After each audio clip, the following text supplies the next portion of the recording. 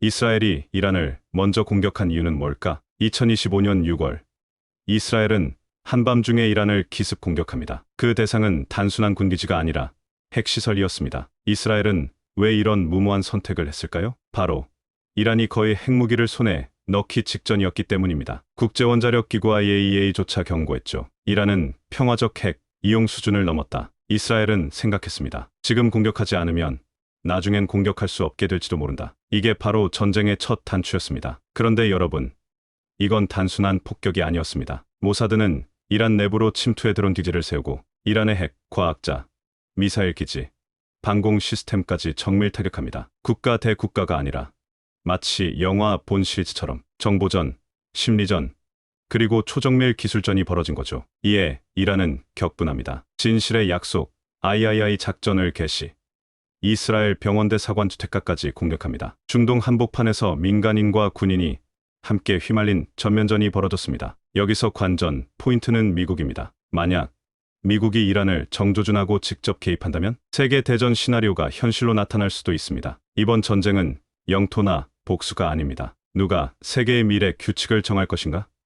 에 대한 싸움입니다. 이란은 핵무장으로 미국 이스라엘 중심 질서의 반기를 들고 싶어 합니다. 이 전쟁은 우리 삶과 무관해 보일 수 있습니다. 하지만 여러분, 기름값, 환율, 안보, 국제 질서 모두 연결되어 있습니다. 그리고 더 중요한 건 앞으로의 세계는 이 전쟁 이후 달라질 수 있다는 사실입니다. 오늘 이 영상을 본 여러분은 왜 이스라엘이 선제 공격을 했는지, 왜 이란이 정권 차원의 반격을 하는지, 그리고 왜 세계가 숨을 죽이고 지켜보고 있는지 이제 이해하실 수 있을 겁니다. 이스라엘과 이란의 전쟁이 다시 제기되고 있습니다. 여러분 뉴스에서 매일 보고 계시죠? 이것이 이번에 갑작스럽게 발생한 것은 아니죠. 그동안에 계속해서 두 국가 간의 분쟁이 계속해서 지속되어 왔고 다시 한 번 더 갈등이 증폭이 되고 있는 것입니다. 여러분 이제 이런 시대의 흐름을 보면서 저는 크리스천의 관점에서 성경의 관점에서 이 시대를 어떻게 바라봐야 되는가에 저희 채널에서 이제 이런 것들 중점적으로 다루고 있는데 많은 분들이 저에게 이런 질문을 주십니다. 이것이 마지막 때의 징조이냐? 정말 세상의 종말이 가까운 것이냐? 이런 질문이 참 무겁고 다루기가 좀 껄끄러운 주제이기도 하는데 오늘은 이 이스라엘과 이란의 중동 전쟁 사태를 보면서 성경의 스가랴서 12장의 말씀을 근거로 이 현 상황을 좀 재조명하고 여러분들께 어떻게 우리가 그러면 자세를 갖고 이 시점을 살아가야 되는지에 대해서 말씀을 드리고자 합니다. 종말론적인 전투와 이스라엘의 회복 그리고 메시아를 향한 회개를 포함한 마지막 날들에 대한 사건을 예언한 구약의 말씀입니다. 특별히 12장은 단순한 정치적인 충돌의 예언이 아닌 이스라엘을 통한 하나님의 구속사 완성의 한 단면을 좀 잘 보여주고 있어요. 이스라엘을 위한 주의 말씀의 엄중한 부담이라. 주, 곧 하늘들을 펼치고 땅에 기초를 놓으며 사람 속에 사람의 영을 짓는 자가 말하노라. 지금 이스라엘을 향한 엄중한 부담의 말씀을 주고 계시는 그 존재가 누구냐?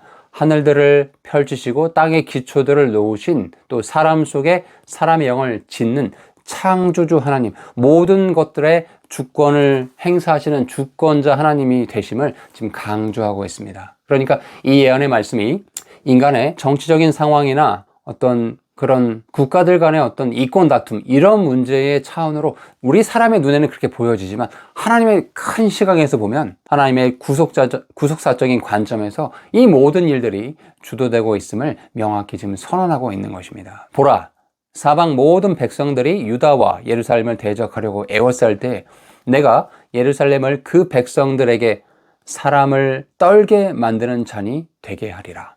그날에 내가 예루살렘을 모든 백성들에게 무거운 돌이 되게 하리니, 여러분 무거운 돌이라는 표현에 형광펜 칠해보시기 바랍니다.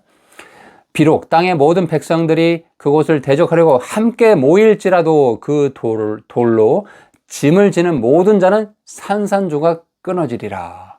주가 말하노라 라고 이렇게 말씀이 지금 이어지고 있습니다. 예루살렘으로 하여금 사변의 모든 민족들을 취하는 잔이 되게 하시고 무거운 돌이 되게 해서 산산조각이 되게끔 하겠다라고 예언의 말씀하고 계시거든요. 자, 주변의 민족들이 예루살렘을 둘러싸는 이 장면은 본문 스가랴서 12장만 나오는 것이 아니라 에스겔서 38장, 39장, 또 스가랴 14장, 요한계시록 16장에 맞물려서 종말론적인 전쟁을 암시하는 대표적인 예언의 말씀입니다. 여기서 이제 무거운 돌이라는 표현을 썼는데 예루살렘을 공격하는 자들이 자기 파멸을 자초하게 되는 하나님의 전략적인 도구가 될 것을 지금 말씀하고 있어요. 지금 이란이 핵무기를 개발해서 이스라엘을 지금 치려고 계속해서 지금 일들을 꾸미고 있는데 하나님의 관점에서는 그들이 지금 파멸을 자초하고 있는 것이다. 이스라엘이 궁극적으로 열방의 대결의 중심이 될 것이고 하나님은 그 상황을 도구로 지금 사용할 것임을 지금 이 예언의 말씀이 하고 있는 것입니다. 그리고 이제 4절에서 9절까지의 말씀을 가서 보시면 이제 하나님께서 그 전쟁을 직접 개입하십니다. 그날에 7절, 8절, 9절의 말씀 보겠습니다. 주가 또한 먼저 유다의 장막들을 구원하리니 이것은 다윗의 집의 영광과 예루살렘 거주민들의 영광이 유다를 대적하여 스스로 크게 높이지 못하게 하려 함이라. 그날에 주가 예루살렘 거주민들을 보호하리니 그들 가운데 연약한 자는 그날에 다윗 같을 것이며 다윗의 집은 하나님 같고 그들 앞에 있는 주의 천사가 되리라. 또 그날에 내가 예루살렘을 대적하려 오는 모든 민족들을 멸하려고 힘쓰리라 라고 말씀하고 있습니다. 이런 구절들은 전쟁의 결과가 이스라엘의 군사력이나 동맹이 아니라 하나님의 직접적인 개입에 의한 승리가 될 것을, 그렇게 승리로 이 전쟁이 귀결될 것임을 예언적으로 강조하고 있는 것이죠. 7절에 유다의 장막들을 주님께서 구원하신다고 지금 말씀하고 있죠. 이 구절은 하나님께서 약한 자, 뒤처진 자를 우선적으로 보호하신다라는 이스라엘의 구속에 대한 일관적인 말씀을 지금 하고 있는 것입니다.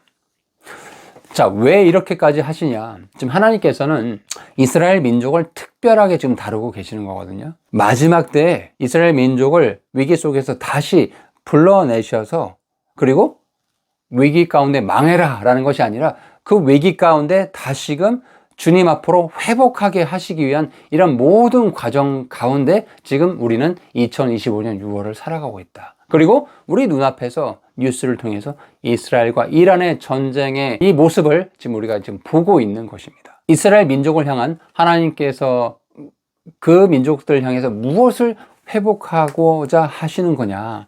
10절의 말씀. 내가 다윗의 집과 예루살렘 거주민들을 위해 은혜의 영과 간구의 영을 부어주리니, 하나님께서 분명히 이제 그들에게 그 민족 가운데 은혜의 영과 간구의 영을 부어주시겠다고 지금 예언하고 있어요. 그들이 곧 자기들이 찌른 나를 바라보고 사람의 자기 외 아들로 인해 애곡하듯, 그로 인해 애곡하며 사람이 자기의 처음 난조로 인해 쓰라리게 슬퍼하듯 그로 인해 쓰라리게 슬퍼하리라.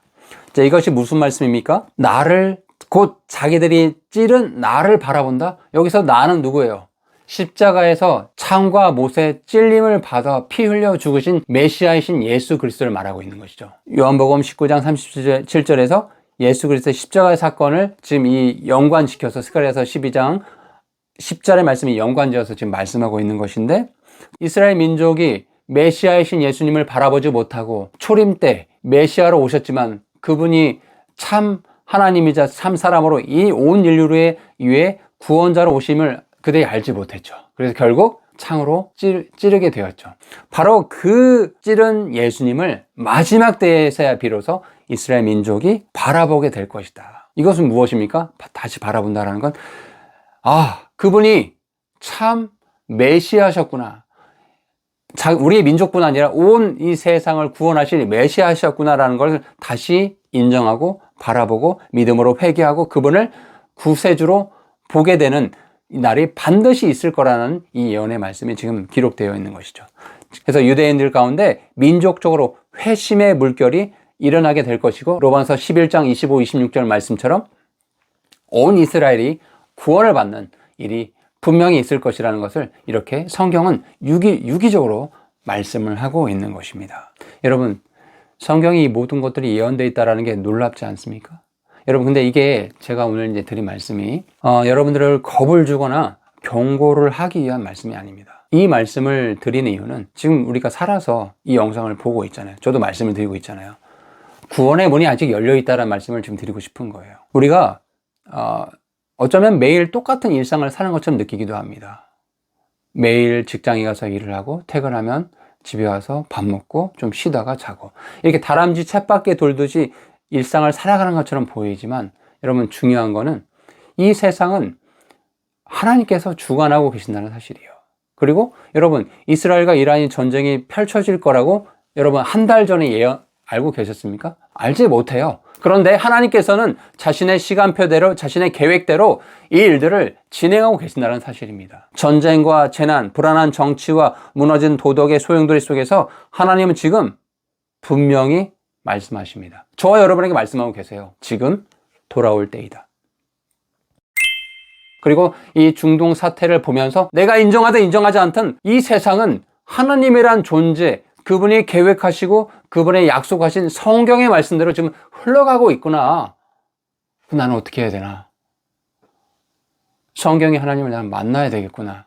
이런 마음을 가지셨으면 정말 좋겠습니다. 이스라엘의 전쟁, 이스라엘 주변 예루살렘을 둘러싼 이 갈등의 이 세계사적인 흐름을 보시면서 제가 오늘 스가랴서 12장의 말씀과 맞물려서 성경의 관점으로 지금 세대를 어떻게 바라봐야 되는지 말씀을 드렸어요. 오늘 영상의 초점은 여러분에게 겁을 주는 것이 아니라 여러분 지금이 주님의 얼굴 구할 때라는 거예요. 아직 예수님을 믿지 않은 분들이 계시다고 한다면 지금 오늘 구원의 때입니다. 도움이 필요하시다면 언제든지 연락을 주시면 제가 정말 최선을 다해서 여러분의 영혼을 위해 돕겠습니다.